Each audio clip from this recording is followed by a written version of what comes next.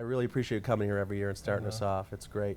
And it didn't get off to a great start, by the way. In 2003, when we first did this, had this one student, I remember.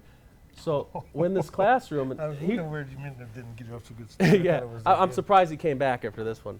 So it's week 3 he's coming, and there's a student going, Steve McKeever coming next week? Steve McKeever coming? I'm like, yeah. And he keeps asking, you sure he's coming? You sure he's coming? I'm like, yeah. I'm like, why is this guy so fired up to meet Steve? So he talks, and back then it was, he went for the first hour, and then we had a break, and then I taught the business plan class. And all of a sudden a student said, like, at the end of an hour and a half later, they saw Steve just leaving in the parking structure. What happened after you left the class? I forgot about that. But yeah, I guess the student was grappling where they should be. This wasn't an undergrad, actually. That was the MBA program. Business school. Yeah. And was trying to decide if he was going to be an artist or if he was in the, should be going through a business school. And I think he sort of went into business school from a lot of pressure from his parents.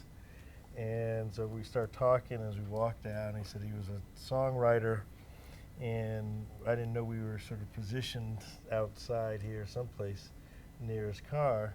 And he said, do you mind, would you like to hear some stuff? And I said, yeah, just, you can send it to me.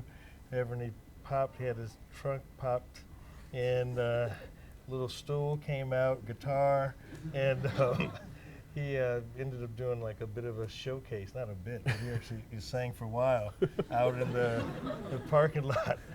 So yeah, it was pretty funny because it must have been quite some time after your class actually came out, and we were out there, and a couple other people, I think, joined and listened for a little bit. But. So an hour set in the parking garage of PSX, and what's the funny part of it, or the interesting part, is that student never came back to class again.